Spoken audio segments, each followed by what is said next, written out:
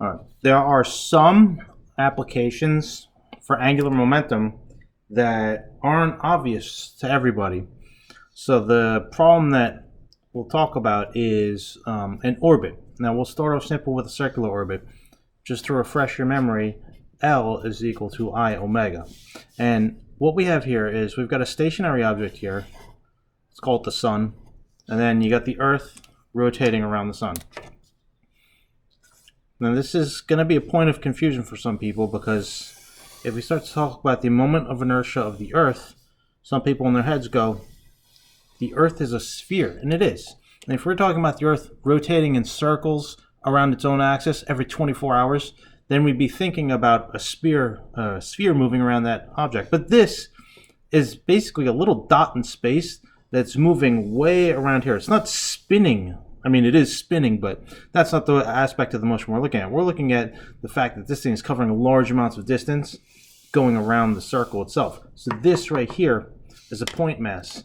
And basically, what we have here is that I would be equal to mr squared, where m is the mass of the Earth and r is its orbital radius. So this is r. Now, if we're thinking about this, right, the I value of the Earth is not going to change because we're assuming a perfect circular orbit around here, so I is constant. And it's not speeding up, it's not slowing down, it's going a steady speed around this in a circular orbit. So we have I being constant and omega being constant. Now what that means is that L, in this case, it's constant. It's not changing. One thing we want to look at here is, how do we think about angular momentum of a point mass? We can think of it as I omega, but for point masses, we just said that I is equal to mr squared. So if we put in mr squared in for I, and then for omega, this thing is moving with a velocity v. Linear velocity at any given point in time. It's obviously changing direction. And what we know is that v is equal to omega r. So omega, again, is v over r, as we've seen. So when we put that in for omega, let's put in v over r, and what we get is that L equals mvr. This works for point masses. We can describe the angular momentum in terms of linear quantities. In this case, the linear quantity is its actual velocity here. And we know is that v is a constant value. L's not changing, v's not changing, r's not changing. So this all makes sense as to why it's constant. Let's talk about the causes as to why it's constant. There's a force causing this to move in a circle. It's the force of gravity coming from the sun. Now, if we think about this force here, take a look at its direction. And our pivot point is essentially here. Our distance to pivot point is r. So if you look at the angle between F and R, there's a 0-degree angle. So what we have is that force of gravity causes no torque at all. What that means is that we cannot have this force changing the angular momentum. The reason being is, well, let's revisit that impulse momentum theorem. We said that you can have torque over time, and that would cause a change in momentum. Well, what we know here is that the net torque here is just 0. So that explains why delta L is going to be 0. That means there will be no change in angular momentum. So for a perfect circular orbit, it's very easy to see why the angular momentum of this object does not change. Now, on to something more complicated. An elliptical orbit.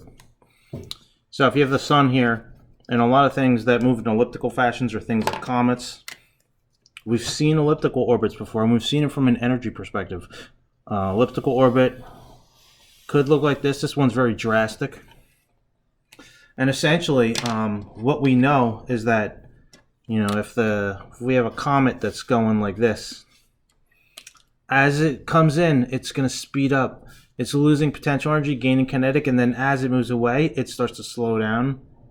and it loses kinetic and gains potential. So we already know how the relative speeds between 2 points are based on how close they are to the sun itself. Let's look at 2 points here. The speed is changing all along the way. So if we think about angular momentum here, we actually are able to do it because we can look at 2 points and get the angular momentum. Now, in the previous problem, V and R were not changing. Here, V and R are both changing. If you look, this has a relatively small V. This V over here is huge, and it's probably much more dramatic than what I've drawn here. But again, one thing that's going to stand out to us is that the force of gravity is also changing. If you look at the force of gravity, it's a lot smaller than it would be relative to this. The force of gravity here is going to be a lot stronger than the force of gravity here. However, our object is pivoting around this point right here. This is our pivot point. So R is changing, and when you look at the angle between F and R, you're going to get a 0 degree angle between these two vectors and these two vectors. And even if you're over here, where the force of gravity would be directed that way, your R always happens to be making a 0 degree angle with that force of gravity. So what you have is that F and G and R are parallel to each other each and every time. They have a 0 degree angle.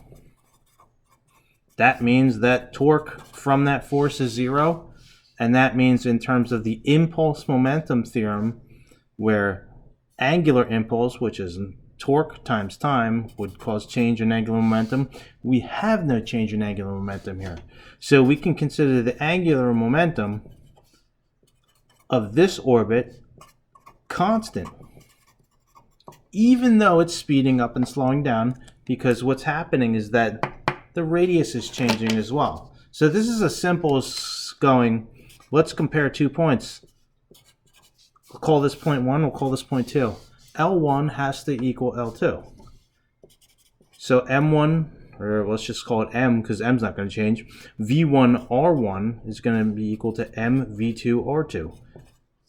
This would be R1, this would be R2, this would be V1, this would be V2. And what you're going to find is that as R is bigger, V is smaller. As R is smaller, V is bigger.